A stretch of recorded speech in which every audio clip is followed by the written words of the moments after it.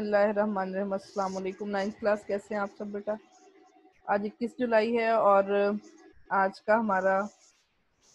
جو ٹاپک ہے وہ یونٹ نمبر 4 سے ہے۔ یونٹ نمبر 2 میں نے اس لیے یہاں پہ مینشن کیا، آپ کو پتہ ہے کہ یونٹ نمبر 2 اور یونٹ نمبر 4 یہ دونوں مکس کر کے نئے ایڈیشن کے اندر ایک ہی چیپٹر بنا دیا گیا ہے، ٹھیک ہے جی۔ تو آج ہمارا ٹاپک جو ہے وہ جنرل محمد ایوب خان کا دور حکومت ہے۔ یہ بھی آلموسٹ سیم ہی ٹاپک ہے، اس میں کوئی چینج نہیں ہے۔ جس ٹاپک کے اندر تھوڑا چینج ہوگا اس کے بارے میں پھر میں آپ کو بتا دوں گی۔ اپنی بک پہ چلتے ہیں، اپنے ٹاپک پہ۔ ایوب خان کا جو دور حکومت ہے یہ 1958 to 1969 تک کمپرائز کرتا ہے، ٹھیک ہے۔ آلموسٹ یہ بنتے ہیں 10-11 سال، اس کا 11 سالہ تقریباً دور حکومت اس کا بنتا ہے۔ اکتوبر 1958 میں سکندر مرزا کو ہٹا کر انہوں نے جو ہے وہ اپنا مارشل لا ڈکلیئر کیا تھا، اور پھر اس کی کچھ ریزنز دی تھی۔ اب سب سے پہلے مارشل لا کیا ہوتا ہے؟ مارشل لا ایسا دور حکومت ہوتا ہے جس میں کوئی پاورفل پرسن ڈیموکریسی کی بجائے، یعنی جمہوریت کی بجائے، اس کو بھی مزید آسان لفظوں میں کریں تو پبلک کی مرضی کے خلاف اپنی طاقت کے بل بوتے پر کسی بھی اسٹیٹ کا نظام یا اقتدار سنبھال لے، ٹھیک ہے۔ اور اس کو ہم کہتے ہیں مارشل ایڈمنسٹریٹر یا مارشل لا کا دور حکومت۔ تو اب ایسا ہے کہ پاکستان کے اندر ایسا ہے کہ پاکستان کی آرمی جو ادارہ ہے، یعنی فوج کا جو ادارہ ہے، یہ بہت سٹرونگ ہے، ٹھیک ہے۔ اور فوج چونکہ ذمہ دار ہوتی ہے ڈیفنس کی، چاہے وہ انٹرنلی ہو چاہے وہ ایکسٹرنلی ہو، یعنی سرحدوں کی حفاظت ہو یا ملک کے اندرونی مسائل ہوں، فوج نے ہر طرح سے ملک کا ڈیفنس جو ہے وہ رکھنا ہوتا ہے تاکہ ملک کی سالمیت کو کسی بھی قسم کا کوئی خطرہ لاحق نہ ہو۔ تو جب بھی مارشل لا کوئی فوجی پاکستان کے اندر جتنی بار بھی مارشل لا ڈکلیئر ہوا ہے، یعنی زبردستی اقتدار پر قبضہ کیا گیا، وہ فوج کے ہی دور میں ہوا، اور مختلف فوجی اقتدار جو ہے وہ اس کے اندر آئے، لیکن ایک سویلین مارشل ایڈمنسٹریٹر بھی جو ہے ان کو کہا جاتا ہے، یعنی وہ بھی اپنی طاقت کے بلبوتے پر انہوں نے حکومت لی تھی، اور وہ تھے محمد ذوالفقار علی بھٹو، ٹھیک ہے۔ تو بہرحال پہلے مارشل ایڈمنسٹریٹر جو تھے یہ ایوب خان تھے۔ یہ پاکستان آرمی کے پہلے فیلڈ مارشل بھی تھے، ٹھیک ہے۔ ان سے پہلے جتنے بھی آرمی کے چیف آئے تھے وہ انگریز تھے، کیونکہ جب پاکستان بنا تھا تو ہمارے پاس کوئی بھی چیف آف آرمی سٹاف یا کوئی ہمارے پاس آفیسرز نہیں تھے اس رینک تک کہ جو ہماری فوج کی بنیاد رکھ سکتے، ٹھیک ہے۔ تو پاکستان کے پہلے جو فیلڈ مارشل تھے مسلم، وہ ایوب خان تھے۔ ایوب خان نے جب مارشل لا لگایا، یعنی حکومت کو ڈسمس کیا اور خود پورے ملک کی باغ ڈور سنبھالی، حالانکہ یہ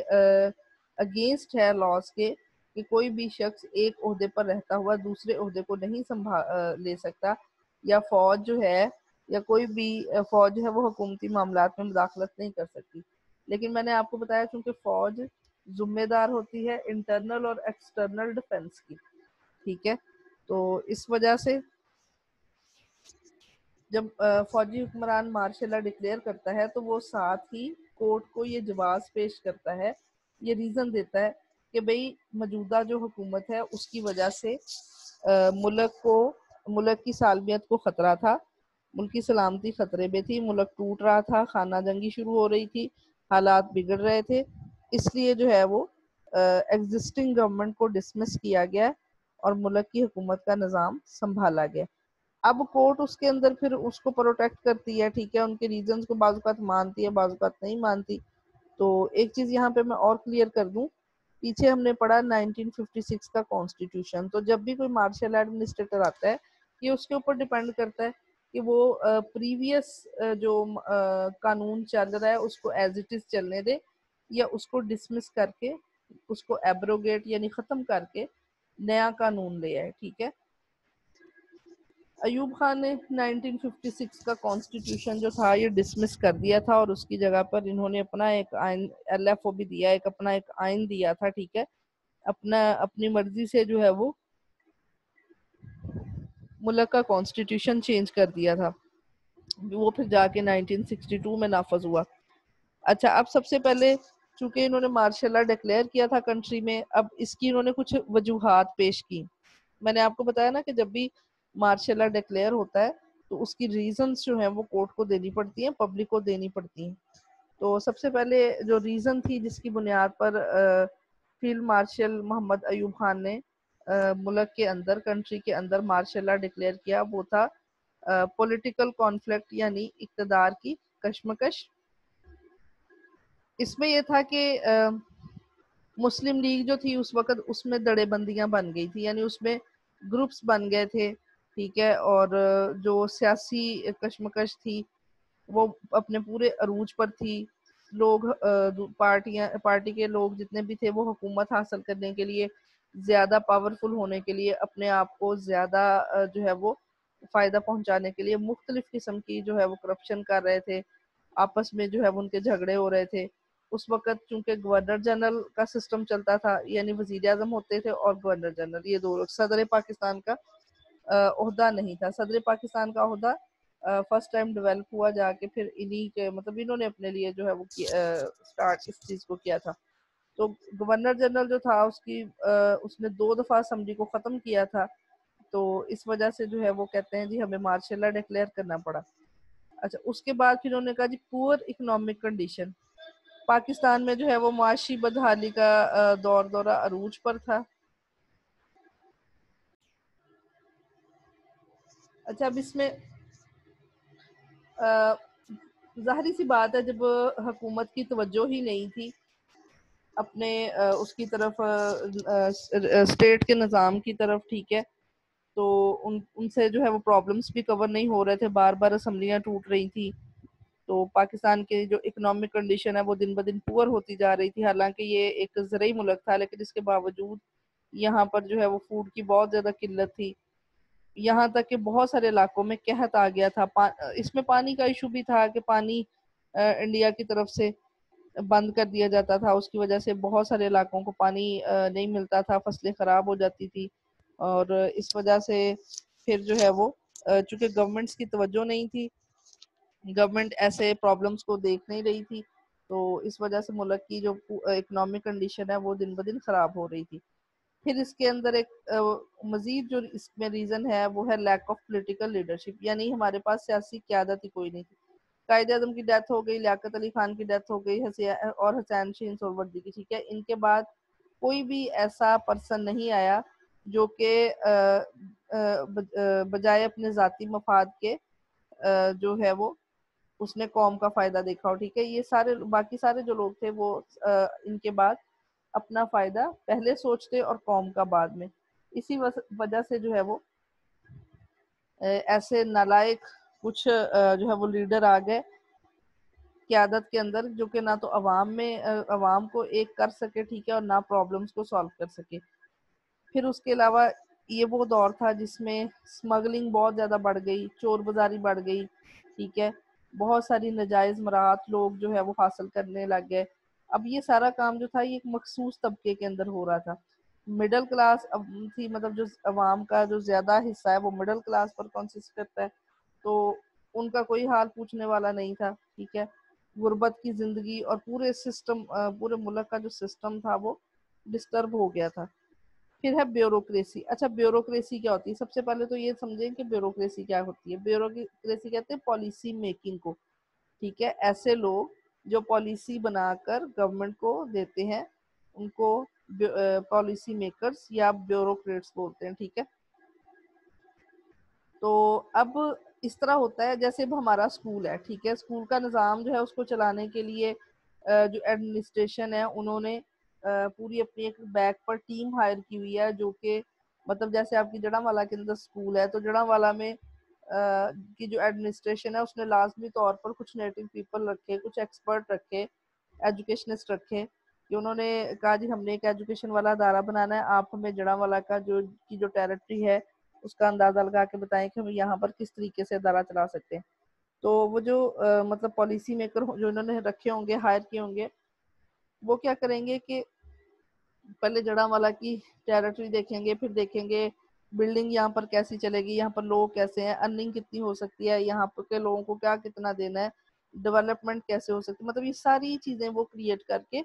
اسکول کے جو ڈائریکٹران ہیں ان کو دے دیں گے, ڈائریکٹران آگے اس کے مطابق جو پرنسپل ہیں ان کو ہدایات دے کے پھر وہ سارا کام ہوگا. اب مین کام تو پیچھے کیا پالیسی میکرز نے, اگر وہی غلط رپورٹ بنا کے دے دیتے, ٹھیک ہے, تو باہر سے آنے والے بندے کو تو نہیں پتا کہ انہوں نے کیا کیا. اسی طرح گورنمنٹ کے اندر ہوتے ہیں پالیسی میکر, یہ